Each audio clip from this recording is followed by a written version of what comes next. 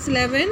तो आपको कल मैंने सूरदास काव्य परिचय और उनके लिखे हुए पद का काव्य परिचय भी दे दिया था, कवि परिचय और काव्य परिचय। आज मैं आपको काव्य क्या है, पद दिया है जो उन्होंने, वो समझाने जा रही हूँ। श्री कृष्ण के बाल लीलाओं पे आधारित यह काव्य है। तो चलिए अब आप इसको समझने का प्रयास कीजिए। पहले मैं अर्थ बताऊंगी, फिर आपको इसे लिखना कैसे है वो व्याख्या बताऊंगी।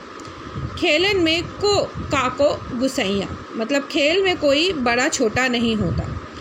हरि हारे जीते सुदामा श्रीदामा, मतलब श्री कृष्ण हार जाते हैं और सुदामा जीत जाते हैं। बरबस ही कत करत रिसैया, और इसी बात पे जो है श्री कृष्ण नाराज हो जाते हैं। जाति पाति हमते बर नाही, तो जब वो गुस्सा हो जाते हैं श्री कृष्ण तो सुदामा कहते हैं कि जाति पाति में श्री कृष्ण तुम हमसे बड़े नहीं हो, हम ब्राह्मण हैं और तुम यादव कुल के हो, तो जाति में हम तुमसे बड़े हैं, तुम हमसे बड़े नहीं हो। ना ही बसत तुम्हारी छैया, और साथ ही सुदामा यह भी कहते हैं कि हम तुम्हारी छाँव में नहीं हैं, तुम्हारा नहीं खाते हैं।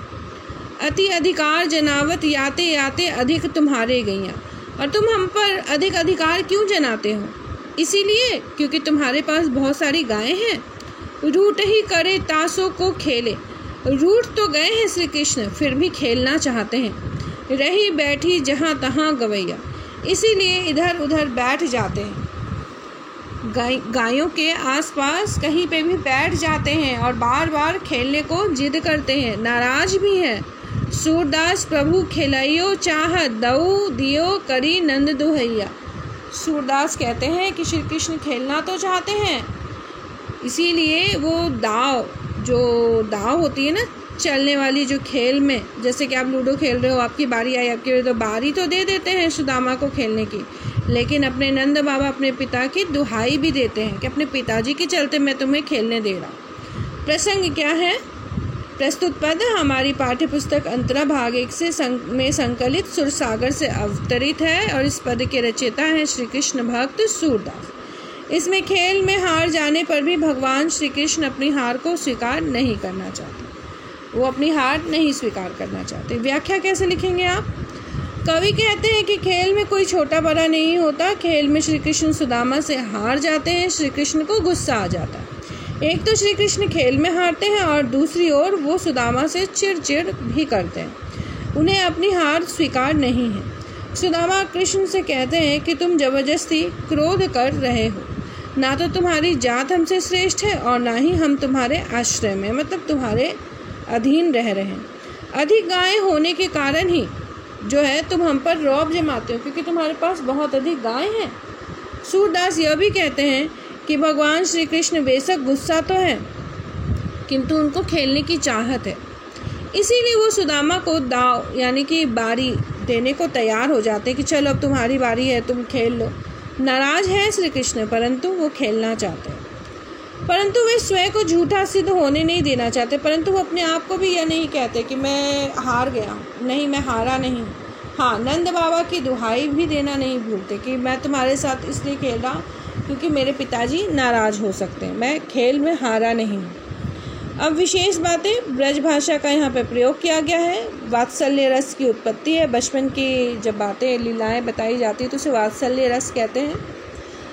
हरि हारे कत करत में अनुप्रास अलंकार है, क्योंकि यहाँ पे जो पहले वर्ण की जो आवृत्ति है वो बार बार की गई है, इसीलिए ये अनुप्रास अलंकार। अगला पद इसी काव्य में वो देखिए।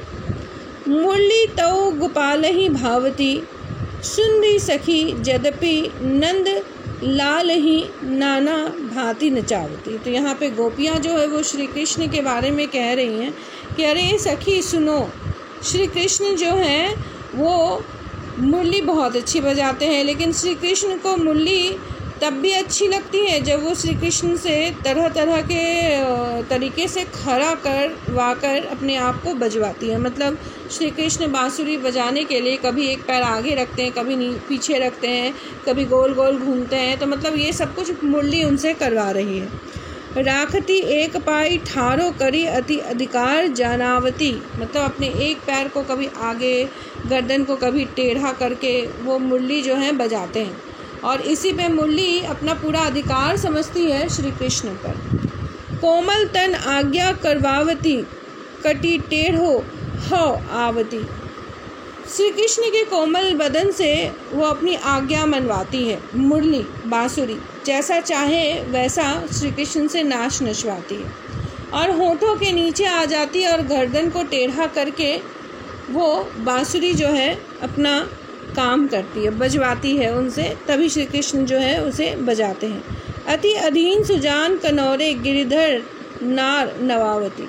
और अपने आप को वो बहुत समझती हैं कि हाँ श्री कृष्ण तो मैं जैसा चाहूँ वैसे श्री कृष्ण से करा सकती हूँ, इसीलिए श्री कृष्ण जो अपनी गर्दन को टेढ़ा करके वो बांसुरी बजाते हैं। आपुन पौड़ी अधर सज्जा पर कर पल्लव पटुरावती। और अपनी जो है मतलब अपने आप को बहुत ज़्यादा अच्छा समझ करके वो श्री कृष्ण के होठों के नीचे चली जाती है और वहाँ पे श्री कृष्ण उसे रख करके बड़े सुंदर तरीके से बांसुरी बजाते हैं।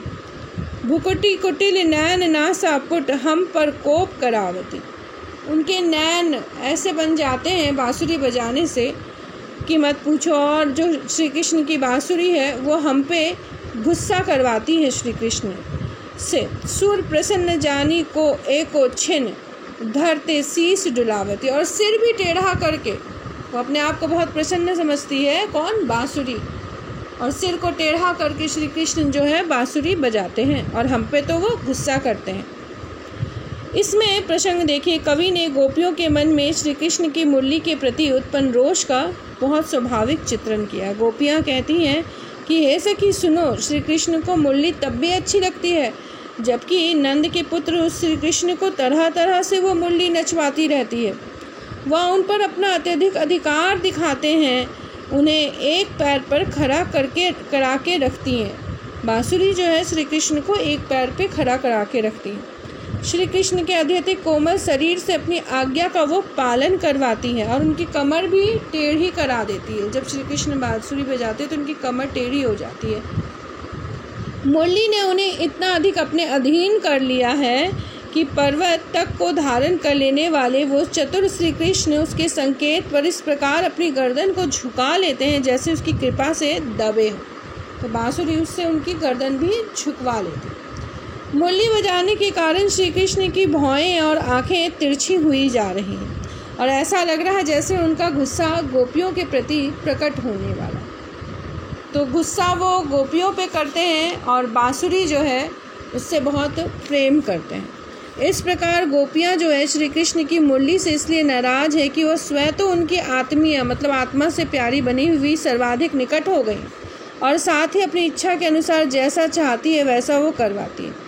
इतना ही नहीं, वह गोपियों को श्री कृष्ण का कोप भाजन भी बनवाती है। मतलब गोपियाँ अगर श्री कृष्ण की बांसुरी छिपा दे तो श्री कृष्ण उस पर बहुत गुस्सा करते हैं। इस प्रकार गोपियाँ कृष्ण से सौत सदृश ईर्ष्या कर रही है कि ये जो बांसुरी है वो कहीं ना कहीं गोपियों की सौतन बनी हुई है, तभी तो श्री कृष्ण उससे अधिक प्रेम करते हैं और हम गोपियों पर क्रोध करते हैं। तो यहाँ पे नाराजगी और प्रेम दोनों को प्रकट किया है सूरदास जी ने इस पद में।